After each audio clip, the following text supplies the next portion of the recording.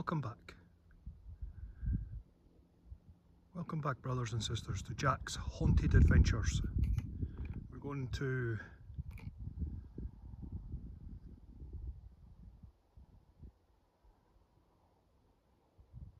start this one with the full moon. Hidden a little bit behind day clouds is the full moon. And then I'll pan over to the sunset, which is pretty cool.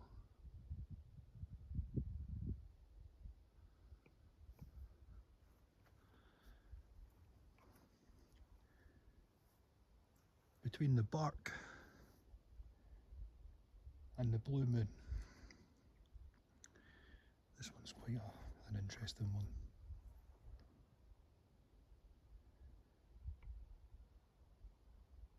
If you listen closely,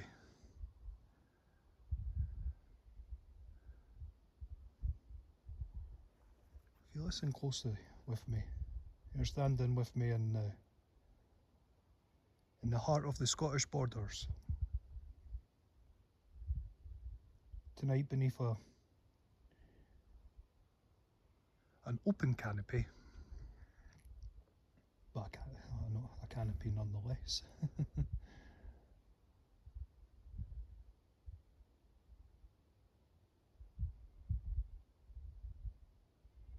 It feels entirely alive. This ancient land and ancient woodland.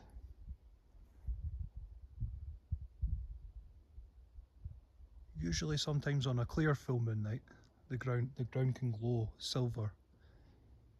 And tonight it seems to be a wee bit cloudy.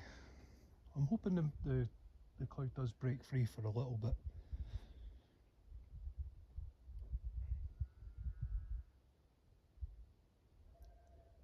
But tonight the sky is holding something very rare. Tonight is a blue moon, the second full moon of one calendar month. But because the cosmos loves to add a contradiction, this rare moon is also a micro moon. The universe likes to add a little bit of a contradiction.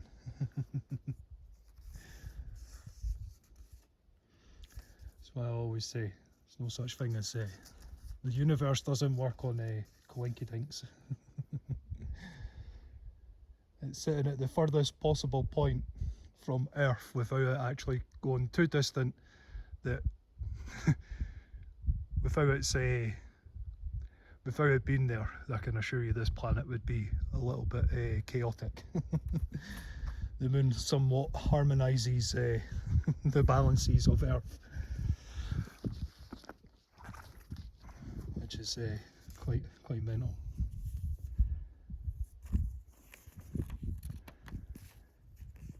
I quite like it because it's sitting at its furthest point that it can possibly be without it causing too much chaos and anarchy.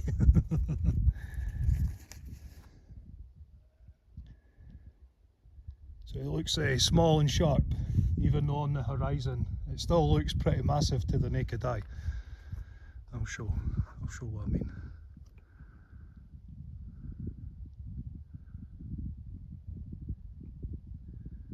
It's got that orangey glow. It's something that's quite unique in the north. It's something that's quite unique in the northern hemisphere. Let's see it. It's bright enough to shine through the. It's bright enough to shine through the light clouds.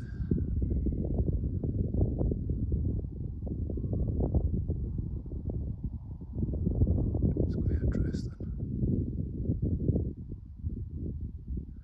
And there's something even more majestic in a couple of months' time.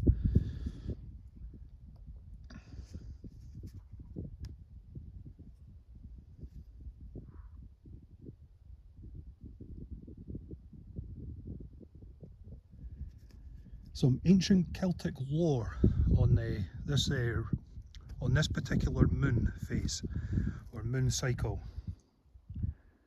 A month with 2 full moons was seen as a crack between two worlds, where the veil between this realm and the other realm, the veil between the living and the not living, it's when the veil gets super thin.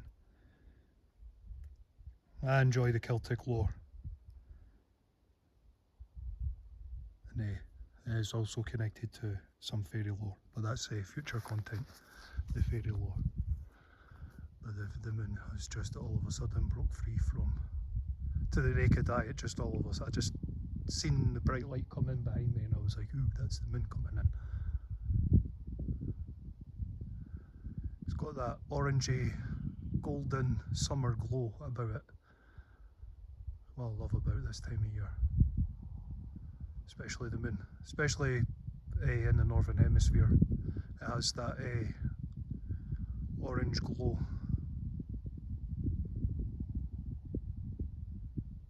You'll be able to, it actually shows the orange glow pretty well actually. That's the orange glow that it gives at this time of year in the northern hemisphere. It's quite magical. And it's funny to think that it's actually at its furthest point from planet Earth without it causing absolute chaos. It's pretty wild. The universe doesn't work on coinkydinks.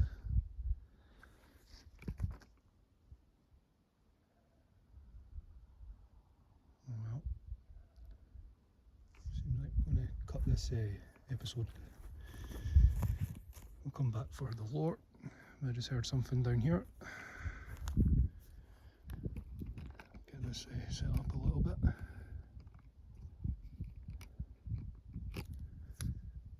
Farm animals are they're in fields a bit further away. But it is a valley, so they do seem a bit closer than they actually are. We're 2 fields away.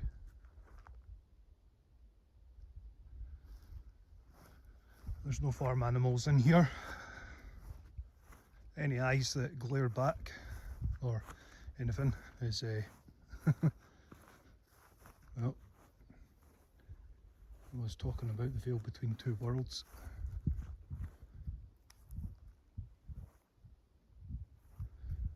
I have no idea what made that noise.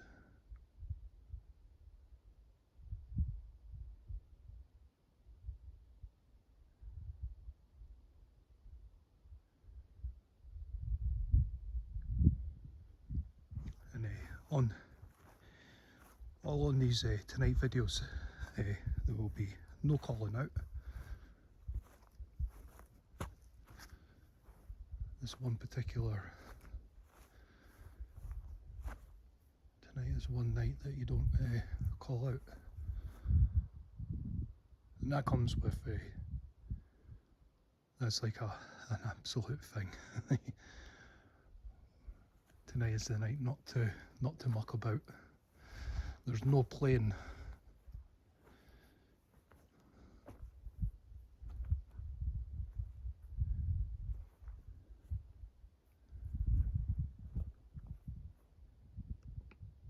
No playing to be had tonight.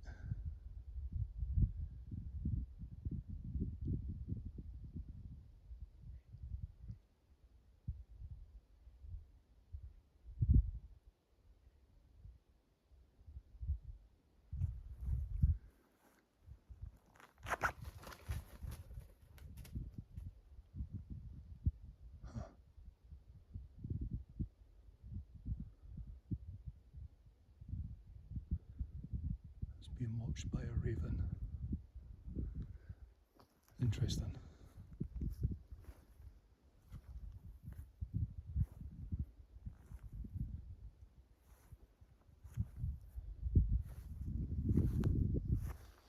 It's very interesting. The raven was up in that tree there. Well, I was where that wee orange glow light is. That's where I was. That's where I was. So the raven was up in that tree there. Don't know who got a fright, me or the raven. I think we both got a wee bit of a fright.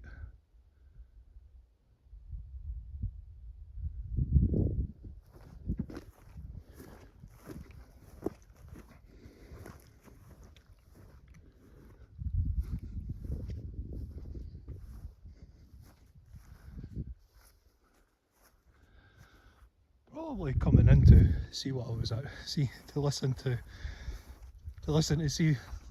be like, well, what's this guy going to be talking about tonight?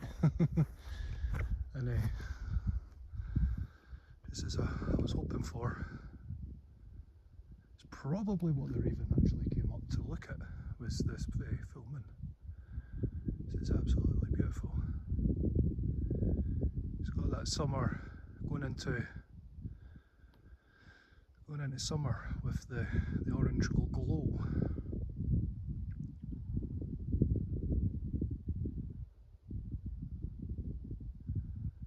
Even to the naked eye, it's got that golden glow about it. It's absolutely beautiful.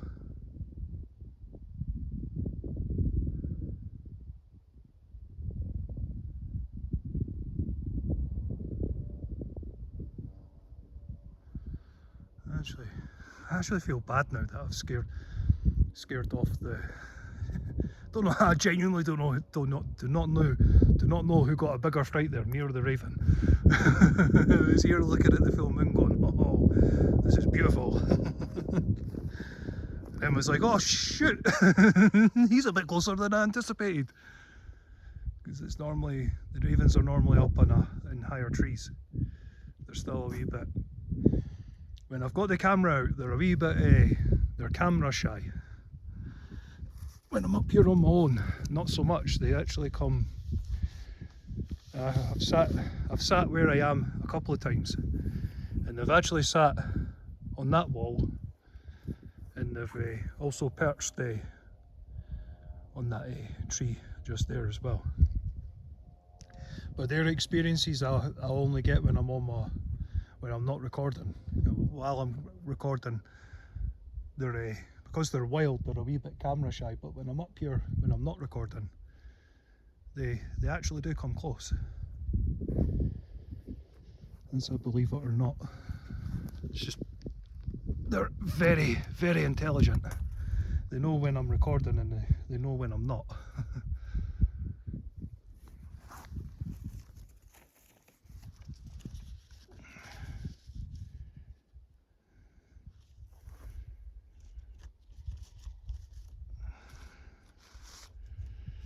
We'll get back to the topic. Oh, a wee bit squint there.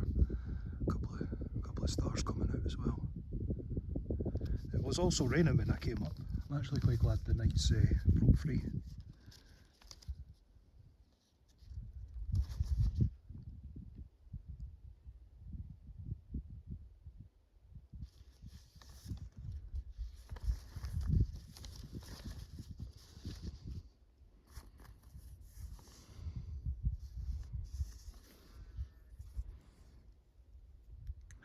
Just got notes. I'm just trying to keep on point.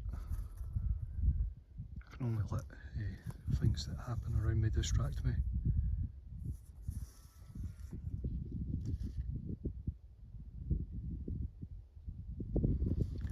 So while with the Celtic lore, well, don't know who got the bigger fright, me or the raven. While the Celtic lore. Enjoy the Celtic lore. A threshold where time bends. Standing here in Ravenswood, we are suspended between two ancient worlds. Where the ancient world can meet a modern day world. So the threshold between two, and on a particular night like tonight, and the significance of the 2 moons in one calendar month, even our ancient ancestors respected the coming together of two worlds.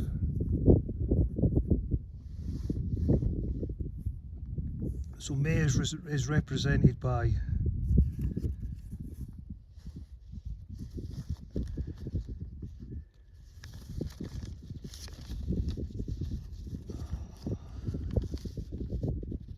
they've blew away and I've got no idea where. Oh well. So May is represented by the hawthorn, which is connected to the fairy or the she or the she. I'll call them the fae. And they're the hawthorn trees very well connected to the fairy lore and Celtic lore. It's one of the very few trees that even today in 2026 it's still deemed as bad luck to chop one down. It's something our ancestors strongly believed in, and it's still upheld even today in 2026. 20th or the 21st century, whichever one you want to look at. I'll say it as the 20th century because it's 2026, it's not 2126. So anyway, unless we've skipped the millennium.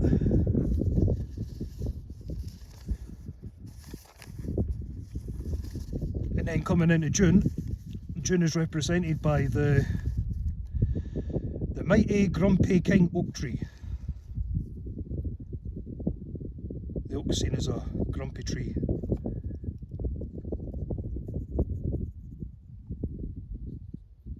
Not as grumpy as the grumpy willow tree. There was something there.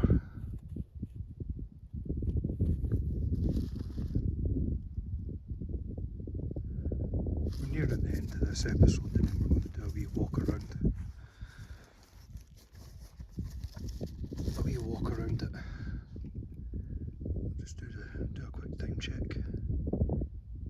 Yeah, we'll do the midnight, where the ancients respected the coming of at this time of year. It's when this one's more spiritual orientated tonight. Tonight's where at midnight is the ending of 2 cycles. Which is quite significant. It's pretty fascinating. I love this. Love it, love it, love it.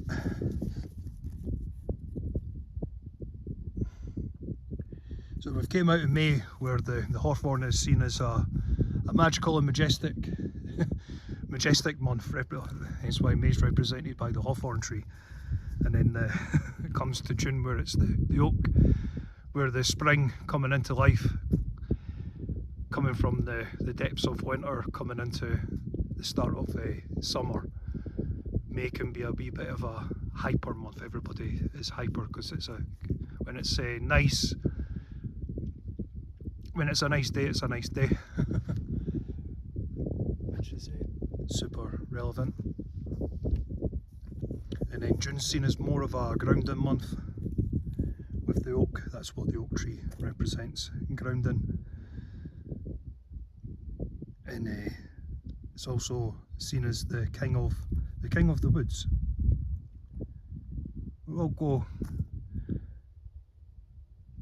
I'll do a wee video around the hawthorn tree, and then I'll do a wee video around the grumpy oak and a grumpy willow as well, because why not? It was in a grumpy willow tree that an owl came and sat right up above me. There was a raven in a tree just off to just that one right there. The very tippy top of that one. Don't know who got a bigger fright, me or the raven. sitting up there looking at the full moon.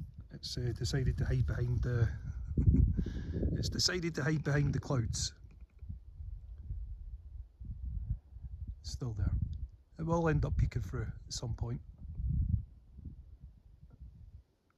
I'm shining it over there because there is a couple of lovely celestial stars out there as well. You'll be able to see one of them just there. It's pretty cool. To the naked eye, in between the gaps of there isn't as many. I'll come out when the moon is dark. I'll come out, and if it's a clear, well, it'll more than likely be a clear night, and see the stars. Hopefully get a shooting star. You just never know.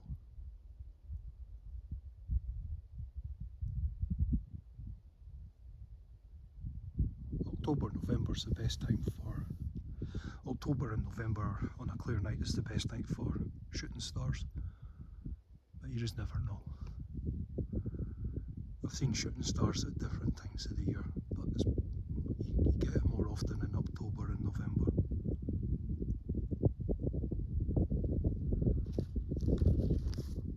The torrid meteor shower.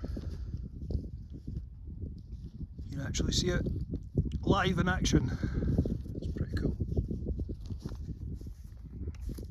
And the ancients respected that as well.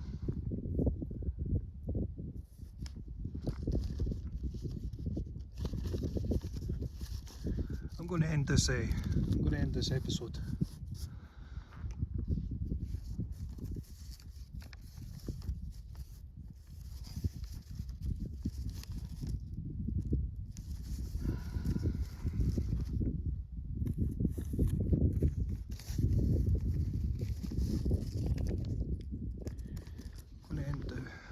Episode 2 between the bark and the blue moon.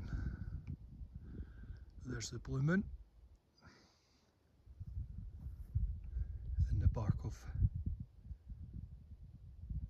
the tree. The bark of the tree and the blue moon. Come join me on episode 3 as we take a wee walk through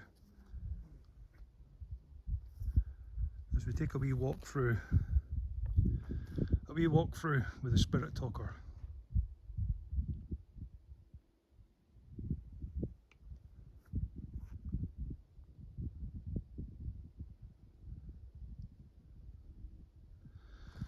Yeah, just do a wee quick time check. I can have a wee drink of water, a wee 10-minute break, and then just literally before midnight I'll do a time, I'll give a time of when we start a wee walk through there. It'll be interesting anyway.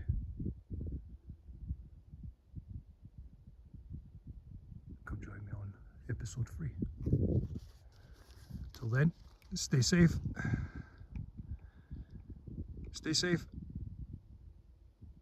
stay blessed, God, and also God bless. I'll let the blue moon come through.